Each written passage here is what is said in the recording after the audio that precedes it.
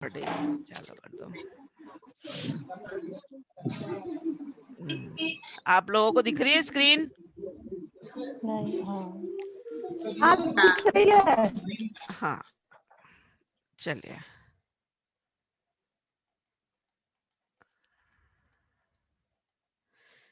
मंगलाचरण करेंगे। नमः श्री वर्धमानाय निर्धूत कलिलात्मने सालोकानां त्रिलोकानां यद विद्या दर्पणायते यद विद्या दर्पणायते यद विद्या दर्पणायते। हम लोग अभी फोर्थ अधिकार कर रहे हैं, चौथा अधिकार हम लोग ने चालू किया था, गुणव्रत के नाम वगैरह। और इसमें हमने गुणव्रत के बारे में जाना, दिग्व्रत, अनर्थ दंड व्रत, और अब आएगा भोगोभोग परिमाण। दिग्व्रत के बारे में हमने जान लिया था, दशो दिशाओं की मर्यादा करना। अनर्थ दंड व्रत मतलब निष्प्रयोजन हम जो काम करते हैं, जैसे पापोपदेश है, हिंसा दान है, और प्रमादचर्या है, दुष्श्रुति है, ये सारे के बारे में हमने जाना था। आज हम प्रमादचर्या का जानेंगे। पहले रिवीजन ले लेते हैं। दिग्व्रत मनर्थ दंड व्रतम च भोगो भोग परिमाणम अनुव्रहणाद गुणानाम आख्यांति गुणव्रतान् नार्या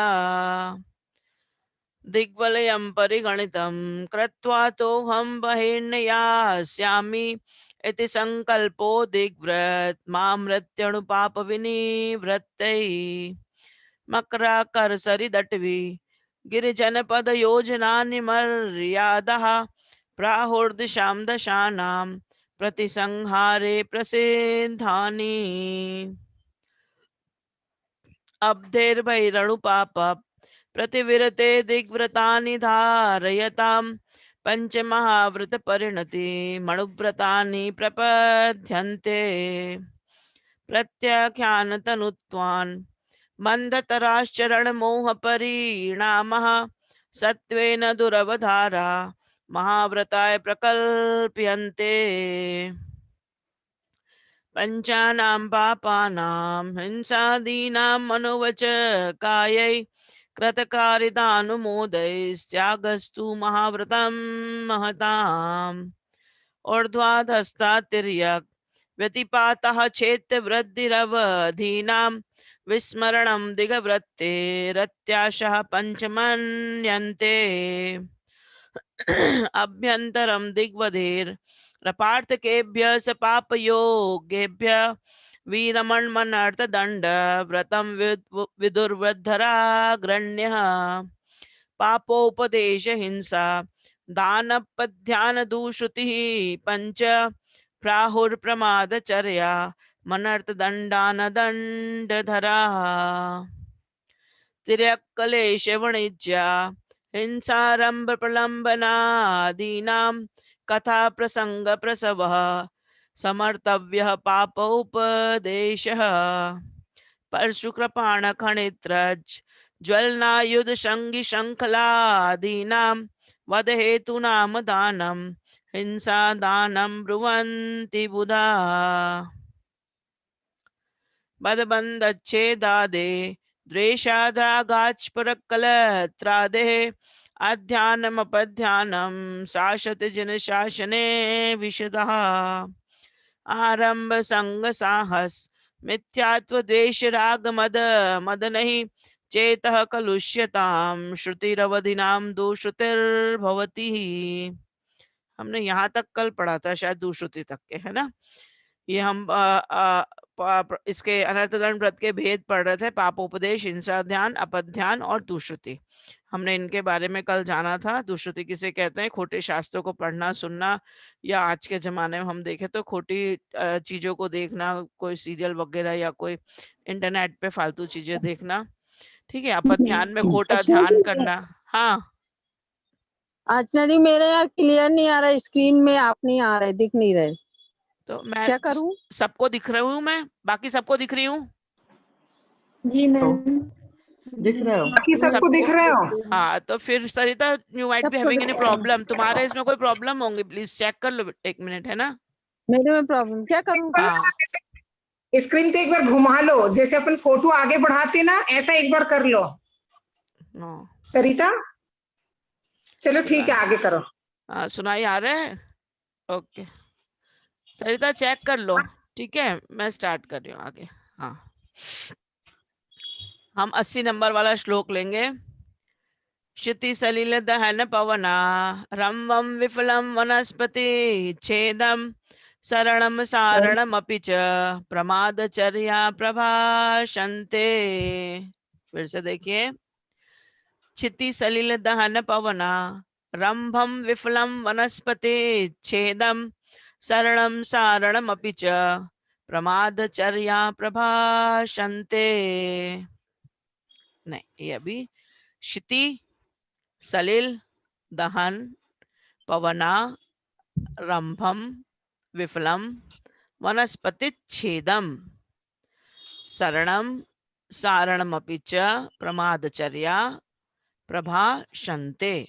ठीक है, तो इसमें क्षिति मतलब पृथ्वी, जल, अग्नि, वायु, ये इनका बिना मतलब के, बिना कारण, विफलम बिना मतलब के, वनस्पति छेदम मतलब चलते चलते रास्ते में कोई भी झाड़ पकड़ा तोड़ दिए, शरणन सारणम अपीच मतलब बिना मतलब घूमने चले गए, निष्प्रयोजन, खुद भी घूम रहे दूसरों को भी घुमा रहे, चलो हमारे साथ घूमने चलना, फालतू घूम रहे, टहल रहे जबरदस्ती, वॉकिंग वगैरह करना, that is different thing, exercise के पार्ट के लिए। वैसे निष्प्रयोजन फालतू मार्केट चले गए घूमने के लिए, लेना एक ना देना तो खरीदी वरीदी कुछ नहीं, लेकिन घूमने चले गए ऐसे, है ना, तो वो सब ये प्रमादचर्या प्रभाषन्ते कहा गया है। तो इसमें यही बताया आचार्य, प्रमादचर्या किसे कहते हैं? पृथ्वी, जल, अग्नि, वायु का बिना कारण ही आरंभ करना, अर्थात बिना प्रयोजन ही भूमि खोदना, जल गिराना। कई लोग बैठे रहते हैं ना, अब गार्डन में बैठे खोद रहे हैं, घास तोड़ रहे हैं, बैठे बैठे कुछ भी कर रहे हैं, कहीं भी जाके फालतू काम करना, मंदिर में बैठे तो चटाइयां ही तोड़ रहे हैं। तो ये बिना मतलब के काम अगर हम करते हैं निष्प्रयोजन, तो ये भूमि खोदना, जल गिराना, अग्नि जलाना, हवा करना, व्यर्थ ही वनस्पति, अंकुर, वृक्ष आदि का छेदन भेदन करना, व्यर्थ ही इधर उधर घूमना या अन्न को घुमाना, ये सब प्रमादचर्या नामक अनर्थदंड व्रत है। और हम जब करते हैं तो हमें पता नहीं पड़ता, लेकिन हमें दोष लगते रहता है, हम पाप के भागी बनते रहते हैं। तो हमें ध्यान देना चाहिए कि हमारे द्वारा ये काम ना हो, ठीक है ना। लाइट, हमारा काम हुआ, कमरे से निकले लाइट बंद कर दे, चाहे फिर हम मंदिर में है, चाहे कहीं दुकान में, किसी के यहाँ भी जा रहे हैं, तो ये ध्यान करना चाहिए हमारा काम हो गया, लाइट, पंखे, पानी, इन चीजों का वेस्ट ना होना चाहिए कहीं भी। सेव वाटर, सेव लाइट, ये सब एनर्जी के स्रोत हैं जिन्हें हमें वेस्ट नहीं करना चाहिए। और हमारे लिए तो पांचों जो है ना स्थावर, वो एक इंद्री है, मतलब उसमें जान है, वो जीव है, तो हमें उनका भी निष्प्रयोजन वेस्ट नहीं करना चाहिए। अगर हमारी भाइयां भी वो काम करती हैं तो उनका भी दोष हमें ही लगता है, अगर वो फालतू पानी बहा रही है पोछे में, इसमें वगैरह में, तो जितना भी वो कपड़े धोने में वेस्ट कर रही हैं पानी, जितना भी बर्तन मांजने में वेस्ट कर रही हैं, तो वो हमारे कारण कर रही है, तो उसका दोष भी हमें ही लगेगा, ठीक है ना। तो वो सारा जितना भी दोष दूसरा भी कर रहा है, अगर हमारे घर के लोग कर रहे हैं हमारे सामने देखते हुए और हम उसके लिए मना नहीं कर रहे, तो वो हमें ही दोष लगेगा उस चीज का। तो ये हमें ध्यान रखना चाहिए, ये प्रमादचर्या है। अब अनर्थ दंड व्रत के अतिचार, अनर्थ दंड व्रत जो हमने पढ़े हैं 5 अनर्थ दंड व्रत, उनके अतिचार लगेंगे। तो कौन से अतिचार, मतलब जिसने ये व्रत को धारण किया है तो उन्हें क्या अतिचार लगेगा। हमने कहा ना, ये अनर्थ दंड व्रत ऐसा नहीं है कि 12 व्रतमा जो धारण करेगा वही ये फॉलो करेगा, हम इसे अपने लिए सीखने के लिए भी हम इनको धारण कर सकते हैं, अपने जीवन को अच्छा बनाने के लिए भी इनको धारण कर सकते हैं। नॉट नेसेसरी कि हम 2 प्रतिमा धारण करें, जब हम प्रतिमा लेंगे महाराज जी से, जब हम नल का पानी, कुएं का पानी पियेंगे, हम नल का पानी छोड़ देंगे, तभी हम ये सब चीज को फॉलो करें। It's not like that. ये तो हमारे जीवन दिनचर्या ही है, हमारे भगवान ने सब बनाया है, लिखा है, गुरुओं ने लिखा है, इसे तो हमारे लिए ही लिखा है कि हम अपनी चर्या कैसे अच्छी बनाए। तो हम भले ही प्रतिमा जब लेंगे तब लेंगे, लेकिन इसे रोज फॉलो करना, हमारा जैन है, हम श्रावक हैं, तो हमें इन चीज की इन सब चीजों को फॉलो करना चाहिए जो हमारे गुरुओं ने हमारे लिए बताया है, इससे हम अच्छे सच्चे श्रावक बन सकते हैं। ठीक है, अब इसमें अतिचार देखेंगे। कंदर्प कौत्य कुच्यम मौखर्यमति प्रसाधनम पंच असमीक्ष्य अधिकरणम व्यतीतयो नर्थ दंडकृद विरते। कंदर्पम कौत्य कुच्यम मौखर्यमति प्रसाधनम पंच असमीक्ष्य अधिकरणम व्यतीतयो नर्थ दंडकृद विरते। कंदर्पम अर्थात अशिष्ट वचन बोलना, अश्लील वचन बोलना, गाली देते देते बोलना। कई लोगों की आदत होती है ना, अक्सर जेंट्स लोग को तो गाली देते देते ही बात करते हैं, वो बिना गाली के कोई सेंटेंस नहीं बोलते हैं। अश्लील वचन बोलना, कुछ भी गंदी गालियां देना, तो वो कंदर्पम, वो ये भी अनर्थ दंड व्रत में आता है कि फालतू ही निष्प्रयोजन, जरूरत भी नहीं है, जहाँ नहीं देना गाली वहां भी वो गाली देके बात करना, तो वो दैट इज रॉन्ग।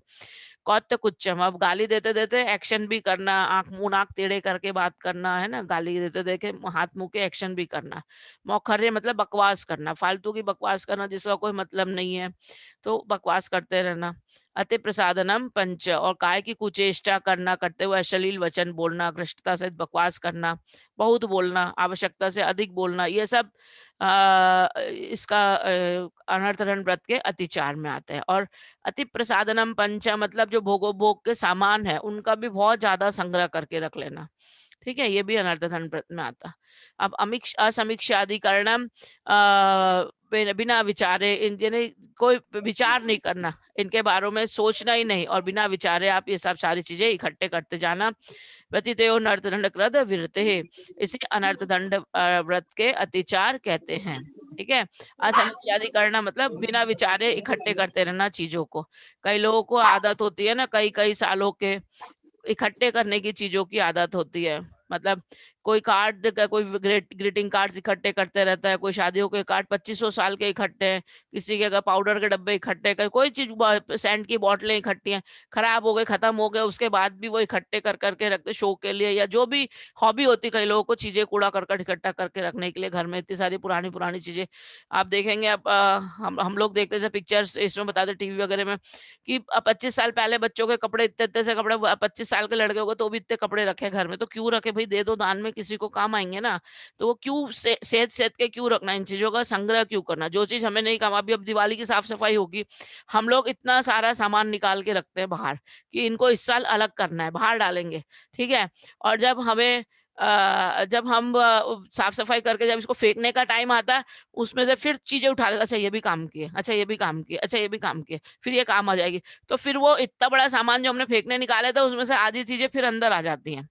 मुश्किल से थोड़ा सा सामान बाहर फेंका सकता है, हमारे हाथ से फेंकता ही नहीं है चीजें, हम उसका संग्रह कर करके फिर रख लेते हैं। साल भर में एक बार भी जो चीज यूज नहीं होगी, 2 4 5 साल से हमने उसको यूज नहीं किया होगा, फिर भी हम उन चीजों का इकट्ठा कर करके रखते हैं। तो असमीक्षा आदि करना मतलब ये जो भोग के चीजें हैं, जिन चीजों को हम नहीं यूज करते तो हम उनको किसी को बांट दें, गरीबों को दे दें। हमारे पास 10 साल के कपड़े रखे, कई साड़ियाँ, कई कपड़े ऐसे पड़े जो हम 5 10 साल से पहनते ही नहीं है, लेकिन फिर भी रखे रहते हैं कि काम आएंगे, काम आएंगे, काम आएंगे। क्यों काम आएंगे, जब नहीं काम आ रहे हैं तो हम इनको दान करना सीखिए, दूसरों को दे दीजिए। 10 20 चप्पलें पड़ी है जो नहीं पहनते, फिर भी हम रखे रहते हैं, उनको सजा सजा के पूरा हमारा सजा रहता है कि 20 जोड़ी का चप्पल है हमारे पास, सिर्फ ये बताने कि हमारी अलमारी में 50 जोड़ी साड़ी है, ये कितने कपड़े, इतना ही है, इतना ही है। सारा सिर्फ डेकोरेशन के लिए सारे घर में भरा पड़ा हुआ होता है, और ये कोई काम का नहीं होता, हमारे लिए पापी लगते रहता है इन चीजों से। तो इन सब चीजों से हमें, ये सब चीज अतिचार है। अगर अनर्थ दंड व्रत है मतलब फालतू निष्प्रयोजन, जो काम किए वो चीजें आप रखिए, जितना आपने सीमा लिया वो रखिए, लेकिन हम अगर उनको फालतू फालतू पेटियों में सेद के ऊपर ऊपर सूट कर भरे भरे भरे पड़े हैं, तो वो सारी चीजें हमारे लिए नुकसानदायक हैं, ठीक है ना। तो इसलिए अनर्थ दंड व्रत है, इसमें दिया है आचार्य ने, माता जी ने देखिए लिखा है, हास्य मिश्रित अश्लील वचन बोलना, काय की कुचेष्टा करते हुए अश्लील वचन बोलना, भ्रष्टता सहित बकवास करना, व्यर्थ ही बहुत बोलना, आवश्यकता से अधिक भोगोभोग की वस्तुओं का संग्रह करना, आ गया, आवश्यकता से अधिक भोगोभोग की वस्तुओं का संग्रह करना, और बिना विचारे कार्य करना, ये कंदर्प, कौत्य कुच्च, मौखर, अति प्रसादनम और असमीक्षा अधिकरणम नाम के 5 अतिचार अनर्थ दंड व्रत के माने गए हैं। ये 5 अतिचार हैं। सबसे खतरनाक यही है अनर्थ दंड व्रत, जो हम करते रहते हैं, हमें पता भी नहीं रहता है और हमें इनका दोष लगते रहता है। हम फालतू बकवास करते रहते हैं, हम 4 दोस्त बैठे हैं, 4 फ्रेंड्स बैठे हैं, फालतू ही मजाक करेंगे, कोई मतलब नहीं रहेगा, किसकी हंसी उड़ा रहा है, जो एक व्यक्ति नहीं रहेगा उसकी हंसी उड़ते रहेगी। क्या मतलब किसी की हंसी उड़ाने से, किसी का दिल दुखाने से, या किसी के प्रति अपशब्द बोलने से, तो ये सब चीजों में दोष लगता है, लेकिन हम उसको जानते ही नहीं है, हम उसको मानते ही नहीं है। हास्य को हम मानते हैं, जबकि 9 कषाय में किंचित कषाय है, लेकिन कषाय तो है ना हंसी उड़ाना, हंसी है ना, ऐसे आप हंसेंगे, एक्सरसाइज के लिए आप हंसिए सुबह उठ के, आपके लंग्स खुल जाएंगे, लेकिन दूसरों के ऊपर मत हंसिए, दूसरों की हंसी मत उड़ाइए, किसी को दुख मत पहुंचाइए, किसी को कष्ट मत पहुंचाइए। कई बार इंसान बोल नहीं पाता लेकिन अंदर से दुख तो होता है ना, तो ऐसे काम नहीं होना चाहिए जिससे किसी को हर्ट हो, किसी को दुख पहुंचे। ये गालियां वगैरह सुन के भी लोगों को लगता है हम बहुत अच्छा काम कर रहे हैं, लेकिन गालियां देने से दूसरों को कष्ट पहुंचता है, दुख पहुंचता है। तो ऐसी चीज नहीं करना चाहिए जिसको दूसरों को कष्ट पहुंचे, दुख पहुंचे। ये अनर्थ व्रत के अतिचार हैं। ठीक है, आगे चलते हैं। अब भोगो भोग परिमाण शिक्षा व्रत। अभी हमारे अनाथरण व्रत का हमारा खत्म। 5 अनाथरण व्रत के हमने पापोपदेश, हिंसादान, दुष्कृति, प्रमाचर्या और अपध्यान, ये 5 हमने पढ़े। अब आया भोगो भोग परिमाण। अब भोगो भोग परिमाण में वही है जो हमने परिग्रह परिमाण व्रत लिए थे ना, 5वें नंबर का हमारा वो था। 5 अणुव्रत लिए हमने, अहिंसाणुव्रत, सत्याणुव्रत, अचौर्याणुव्रत, ब्रह्मचर्याणुव्रत और परिग्रह परिमाणुव्रत। तो परिग्रह परिमाणुव्रत में आपने जो सीमाएं रखी, अब उसमें भी अंदर लिमिटेशन करना। जैसे हमने दिग्व्रत में 10 दिशाओं की सीमा रखेंगे, अब आगे जो देशव्रत आएगा वो दिग्व्रत के अंदर जो सीमा ली उसके अंदर भी और सीमा लेना। मैंने बताया था ना आपको, जैसे 10 दिशाओं की सीमा लेना दिग्व्रत है, और देशव्रत दिग्व्रत के अंदर और सीमा लेना। जैसे हमने रखा कि इंडिया के बाहर हम नहीं जाएंगे। अब देशव्रत में क्या हो जाएगा, अभी 4 महीने चल रहे चौमासे में हम अपने सिटी के बाहर नहीं जाएंगे, नागपुर के बाहर नहीं जाएंगे, हम मुरादाबाद के बाहर नहीं जाएंगे, हम दिल्ली के बाहर नहीं जाएंगे। जो जिस एरिया में रहता है वहां उस एरिया का सीमा ले लिया कि भाई इस एरिया के हम 200 किलोमीटर तक के कहीं जा सकते हैं, उसके बाहर हम नहीं जाएंगे। फिर उसके बाद अंदर हम मुरादाबाद में ही है हम 4 महीने, लेकिन हमें हफ्ते भर कहीं जाना ही नहीं है, अभी तो हम यहीं है तो घर में ही है, तो हम कहीं जाएंगे नहीं, हम घर में ही है, हम इसी रूम में रहेंगे, हमें दिन भर यहीं करना, पूजा करना, मंदिर में रहना तो मंदिर में ही है दिन भर। तो ऐसे नियम ले सकते हैं अंदर अंदर के। तो ऐसे ही भोगो भोग परिमाण का नियम है जो परिग्रह परिमाण व्रत में आपने सीमा रखी कि हम 1000 साड़ी पहनेंगे, तो आज के दिन हमें 1000 तो नहीं पहननी है, तो आज के दिन 5 कपड़े का नियम रख लो कि हम दिन भर में भाई एक बार मंदिर गए चेंज कर लिए, फिर हम कॉलेज गए या चेंज कर लिए, या हम घर के एक जोड़ी कपड़े हमारे लगते चेंज कर लिए, शाम को दिन भर का काम करके रात को सोने के लिए नाइट सूट अलग से। तो भाई 3-4 जोड़ी कपड़े आप दिन भर में बदलोगे, तो जो 1000 जोड़ी कपड़े आपने रखे थे उनसे हमारी लिमिटेशन कितनी आ गई, 4-5 जोड़ी कपड़े पे। ठीक है ना, हमने रखा था हम 100 किलो सोना रखेंगे या 100 तोला सोना रखेंगे, अब 100 तोला तो हम लटका के घूम नहीं रहे, भी हमें पहनना क्या, एक चेन, एक कान के, एक जोड़ी कड़े, एक आधे अंगूठी। तो आप जितना पहन रहे हो दिन भर, बाकी के सब परिग्रह का अब वो जो लॉकर में पड़ा है वो मेरे बदन पे जो परिग्रह है केवल उतना ही परिग्रह मेरा, बाकी सब चीज का त्याग। तो दिन भर के लिए ये भोगो भोग परिमाण है, मतलब परिग्रह परिमाण व्रत हम जो लेते हैं उसके अंदर और लिमिटेशन कर देना, दैट इज कॉल्ड भोगो भोग परिमाण। भोगो भोग मतलब भोग यानी एक बार भोगी हुई चीज, और उपभोग मतलब बार बार जिस चीज को भोगते हैं, तो इनका लिमिटेशन करना। जैसे हमने खाना खाने का नियम है, तो आप अभी जैसे चतुर्दशी था, तो भाई आप जो 4 बार खाता है, सुबह दोपहर शाम रात, हम कई बार होता है लोगों को सुबह नाश्ते की इच्छा होती है, दोपहर में खाने की, फिर शाम को 4-5 बजे कुछ खाते, फिर 7-8 बजे फिर खाते, तो 4 बार आपको खाने की आदत है, तो भी उसको 2 बार में कन्वर्ट कर लीजिए कि हम 2 बार से ज्यादा नहीं खाएंगे। ठीक है ना, जो 2 बार का नियम रखते हैं भाई 1 बार से ज्यादा नहीं खाएंगे, जो 4 बार दिन भर पानी पीते, रात को 8 बजे के बाद हम पानी नहीं पियेंगे, 10 बजे के बाद पानी, तो ये भोगो भोग है। जो 1 बार करते हैं भोग, तो ये 1 बार का लिमिटेशन जो खाने का है, पीने का है, सोने का, तो ये सब चीजों में हमें लिमिटेशंस कर लीजिएगा कि हमें क्या करना है। स्नान करना है तो गर्मी के दिन में हम 2 बार स्नान करते थे, तो भाई आज 1 ही बार स्नान करेंगे, है ना। तो ये भोग। और उपभोग में मतलब जो बार बार जो चीजें यूज करते हैं हम, जैसे कपड़े का बताया मैंने आपको, ज्वेलरी का बताया, पढ़ने लिखने का बताया, किताब कॉपी का, टीवी देखने का है, ये सब उपभोग की साधन है, बार बार इनको यूज करते हैं। पलंग पे सोने का है तो हम 1 ही बार सोएंगे, आज दोपहर में हमारा सोने का त्याग है, सुबह हम जल्दी उठे, तो ये सब नियम है। भोगो भोग का आपने जो नियम रखा है उसके अंदर आप नियम रख लीजिए सारी चीजों का, खाना पीना, उठना बैठना, सोना जगना, कपड़े पहनने का, हर चीज का आप नियम ले सकते हैं कि मैं कितने बार करूंगा दिन भर में इन चीजों को, और फिर स्टिक टू दैट नियम। आप अपने एक नियम से फिर बंधे रहिए कि मैंने ये दिन भर आज नियम लिया था। दिन भर का एक महाराज जी लोग देते हैं ना नियम, रोज के एक नियम लीजिए कि भाई आज आईना नहीं देखूंगा, आज मिरर नहीं देखूंगा। तो बार बार हम लोग को आदत होती है आईने के सामने खड़े होकर फिर देखते, अच्छा मैं अच्छा दिख रहा हूँ, ठीक दिख रहा हूँ, कंघी ठीक है, ये ठीक है, वो ठीक है, हम बार बार अपने को निहारते हैं। तो ये भी नियम होता है कि भाई आज मैं देखूंगा नहीं, आज दिन भर आईना नहीं देखूंगा, आज दिन भर कंघी नहीं करूंगा, आज दिन भर में कि कहीं जाना नहीं आना नहीं, ये भी छोटे छोटे नियम है। तो ये सब चीजें भोगो भोग परिमाण व्रत में सारे नियम आ जाते हैं। तो हम देखते हैं अब आचार्य शीर्ष में क्या बताते हैं, 82 नंबर की गाथा आप देखिए। तो ये परिग्रह परिमाण व्रत जो हमने अणुव्रत में लिया उसी के अंदर का जो लिमिटेशंस है, और अंदर लिमिटेशंस कर लेना, वो भोगो भोग परिमाण व्रत है। ठीक है, इससे हमें मुनि महाराज जी आदि बनने की शिक्षा मिलती है, इसलिए ये शिक्षा व्रत में आते हैं। ठीक है ना। गुणव्रत इसलिए कि हमारे अणुव्रतों में गुणों की वृद्धि होती है, वो गुणव्रत। अब शिक्षा व्रत जो है, शिक्षा व्रत में हमें और आगे मुनि बनने की शिक्षा मिलती है, पंचवें गुणस्थान से छठे गुणस्थान में जाने की शिक्षा मिलती है, इसलिए ऐसे कहते हैं शिक्षा व्रत। अक्षार्थानां परिसंख्यानां भोगोपभोग परिमाणम् अर्थव्यथामप्यमधौ रागरतीनां तनुकृतये। फिर से देखिए, अक्षार्थानां परिसंख्यानां भोगोपभोग परिमाणम् अर्थव्यथामप्यवधौ रागरतीनां तनुकृतये। अक्षार्थानां परिसंख्यानम भोगोपभोग परिमाणम अर्थवता मप्यवधौ रागरतिनाम तनु कृतये।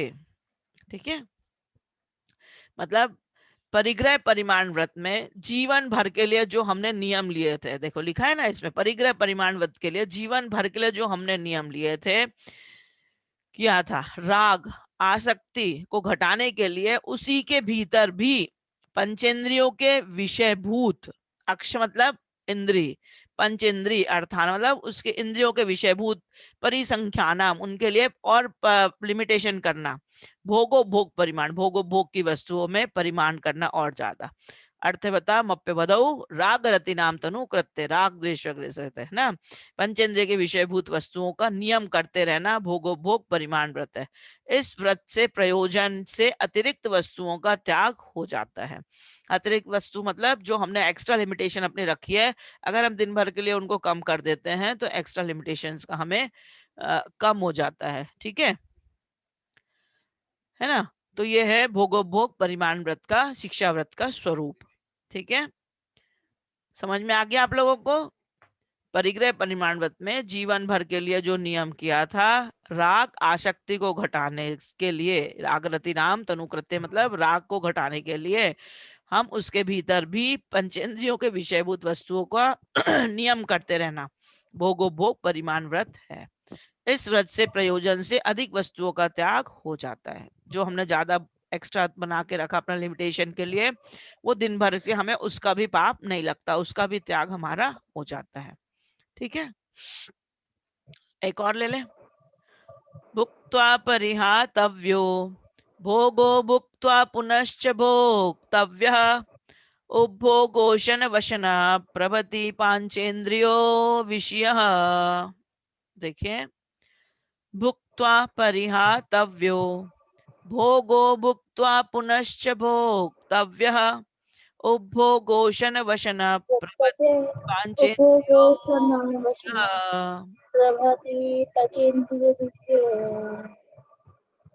हाँ,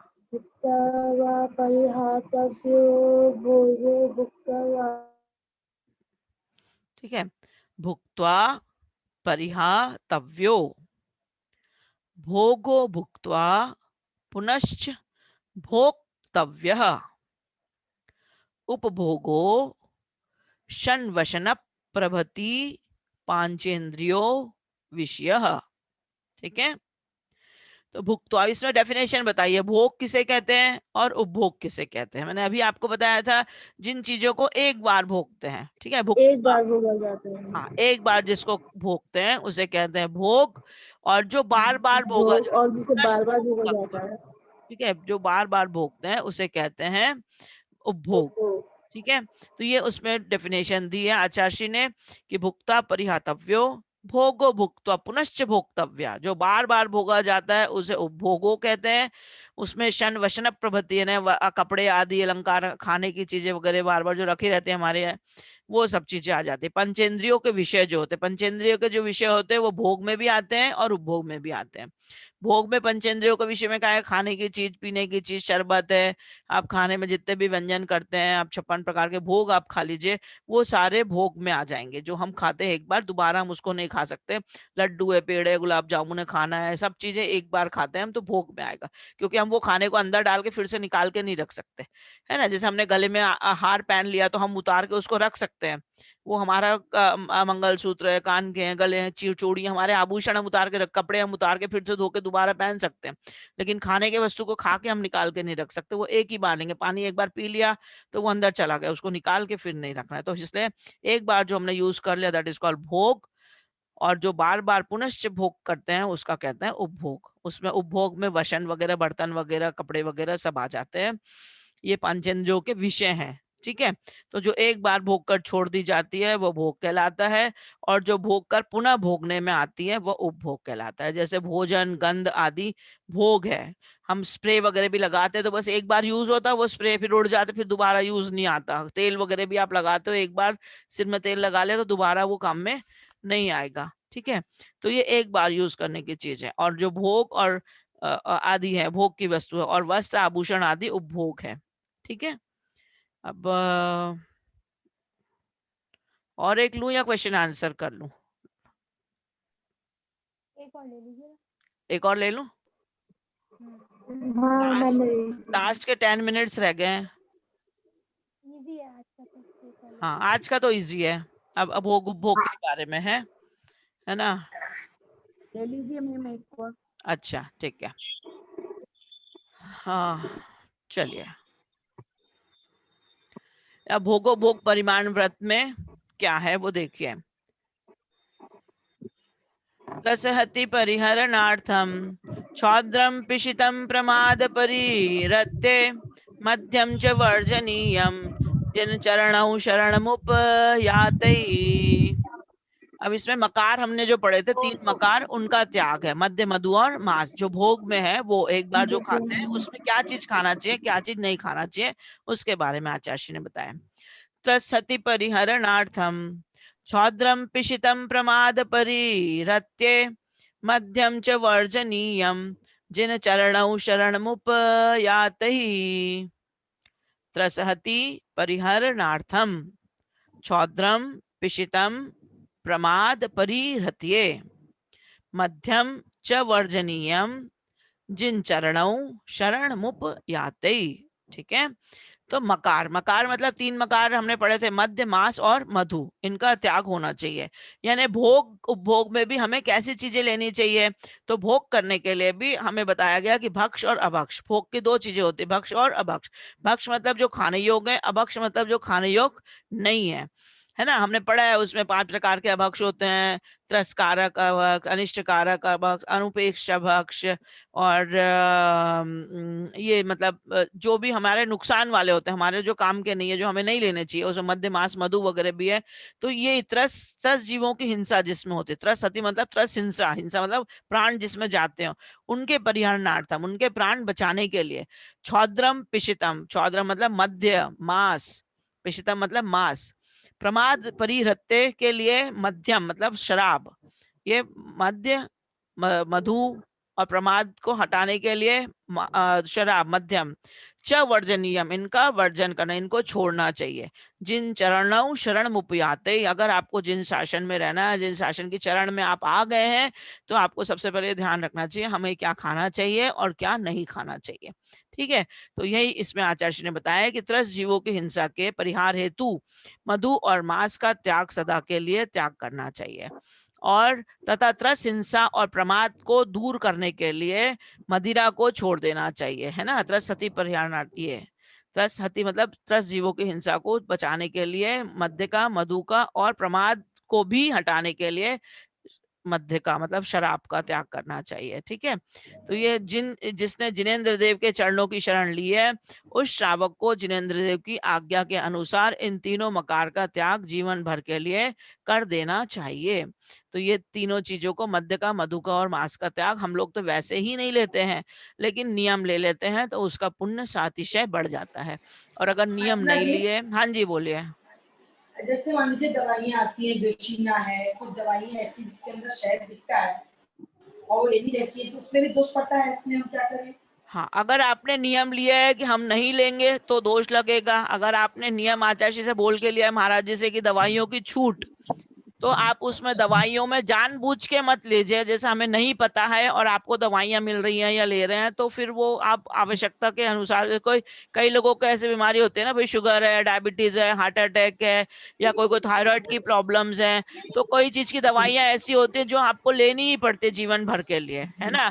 और वो चीजें के लिए आप कुछ कर नहीं सकते हो। अगर हार्ट अटैक है तो हिपैरिन की जो टैबलेट आती है, वो हिपैरिन ब्लड को पतला करने के लिए होता है, दैट इज एंटीकोगुलेंट, जो हमारे ब्लड को पतला करता है। अब वो आपको ऐसे नहीं मिलेगा, उसमें कुछ ना कुछ होता ही है ना, रेड लेबल होता है। तो फिर वो अगर आप, तो ये चीजें अगर हम लेते हैं तो दवाई के लिए तो आपको वो, जब तक आपने नियम नहीं लिया है या आप प्रति नहीं हो, तो आप इन चीजों का, मध्यमास मधु का हम पूरे तरीके से जाके हम डायरेक्ट इन चीजों को नहीं लेंगे। कभी इमरजेंसी हमारी तबीयत खराब हुई और हमें लेना पड़ा, हम हॉस्पिटल में गए, तो उसकी त्याग के लिए आप महाराज जी के पास अर्जी रख सकते हैं कि भाई अगर मैं बीपी की गोली लेता हूँ या ये लेता हूँ, या जो हमें लेनी पड़ती है, क्योंकि दवाइयों में काफी चीजें होती हैं, तो वो हम बोल नहीं सकते ना, उसके लिए आप छूट रख सकते हैं पूछ के, अच्छा ठीक है ना। ये कह सकते हैं हम दवाई लेंगे और कुछ नहीं लेंगे। हाँ, तो दवाइयों में अब हाँ जानबूझ के, क्योंकि कई लोग होम्योपैथिक लेते हैं, तो होम्योपैथिक में भी अर्क जो होता है उसमें अल्कोहल होता है, आयुर्वेदिक में भी, हाँ आयुर्वेदिक में भी अर्क वगैरह होता है, उसमें भी अल्कोहल से लिक्विड दवाइयां बनी होती हैं। और अभी जैसे कोरोना वायरस है, तो काफी सारी दवाइयां सबको आयुर्वेदिक भी लेनी पड़ रही, होम्योपैथिक भी लेनी पड़ रही, एलोपैथिक भी, जो भी। तो भाई उस समय प्राण विचारने वाला रहता है, बाद में आप प्रायश्चित ले लीजिए, कभी आपको लेना पड़े इमरजेंसी में। ठीक है ठीक है, थैंक यू। 5 नमोकार मंत्र की जाप रोज ही दे दो, दिन दिन ले। हाँ वही, हाँ वही ना कह रहे हैं आंटी जी, मतलब महाराज जी लोग से पूछ के उसके लिए हम, उसके लिए वो भी ले सकते हैं, नियम ले सकते हैं, प्रायश्चित ले सकते हैं, उससे आचार्य देते हैं। थायराइड की गोली लगती है वो तो छोड़ नहीं सकते। वही कह रहे हैं ना, हम वही बता रहे हैं कि ये सब चीजें, जैसे किसी को डायबिटीज है, अब इंसुलिन किसी को लगाना है, तो इंसुलिन किसी बॉडी से बन के निकलता है आंटी, ये ऐसे मतलब हमारे बॉडी में जो बनता है ना, तो आप इंसुलिन के इंजेक्शन, आपको कोई दवाई ऐसे नहीं मिलती है जो इस टाइप की हो। तो मैं आपको वही बता रही हूँ कि जिसको डायबिटीज है, हार्ट अटैक है और ये सब चीजें हैं, तो फिर उनके लिए दवाइयां लेनी जरूरी है, और उसमें क्या कंपोनेंट है you don't know about it. तो इसीलिए आपने दवाइयों के बारे में आपने अपने लिए पहले से अपने लिए सेफ्टी गार्ड रखना चाहिए कि भाई हमें इमरजेंसी दवाइयां लेनी पड़ती हैं, तो महाराज जी के पास आप बोल सकते हैं उस चीज के लिए, तो फिर नुकसान नहीं है, फिर त्याग के लिए पाप नहीं पड़ता है, ऐसा है ना।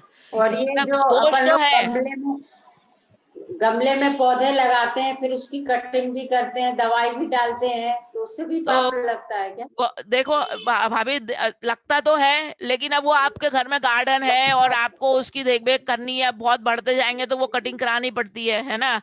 तो वो दोष तो है, लेकिन अब वही है ना, अब जैसे पूजा करते हैं, तो पूजा करने में भी आरंभ शारंभ है, क्योंकि पानी गर्म करते हो आप, अभिषेक करते हो तो पानी गर्म करते हो, दीपक जलाते हो तो उसमें भी अग्नि जला रहे हो आप, पतंगे आ जाए, तो विवेक पूर्ण सब काम जो भी है उसको विवेक पूर्ण करिए।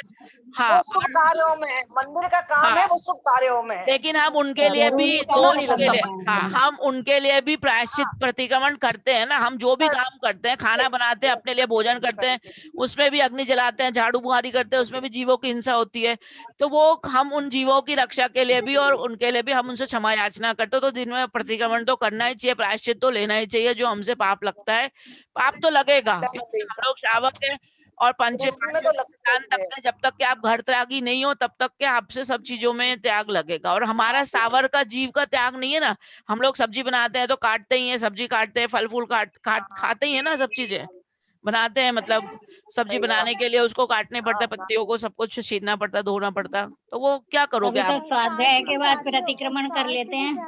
हाँ, प्रतिक्रमण करना चाहिए, प्रतिक्रमण कर लेते हैं। अच्छा, ये जो गणंत का त्याग करते हैं जी, तो उसमें मूली गाजर प्याज ये सब करना चाहिए कि जैसे मूली गाजर खाते हैं खाली? नहीं, वो तो पूरा ही आ जाता है ना उसमें, सारी गणंत मतलब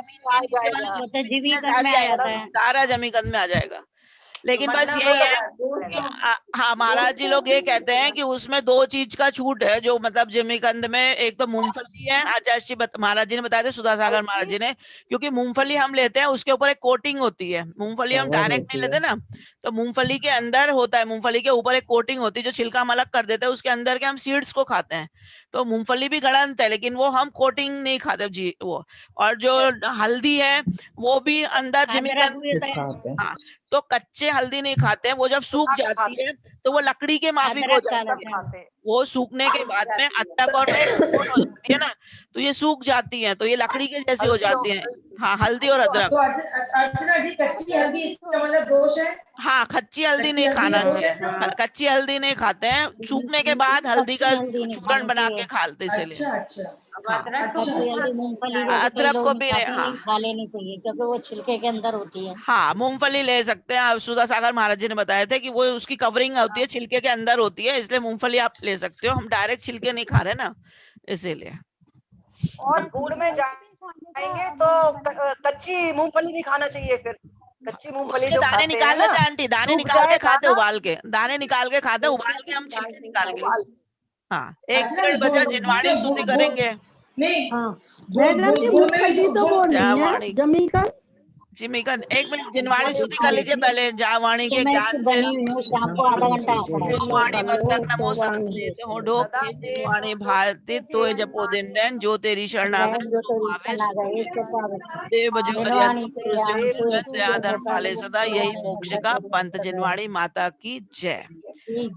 नमोकार मंत्र पढ़ लीजिए। नमो नमो सद्दाम थोड़े सब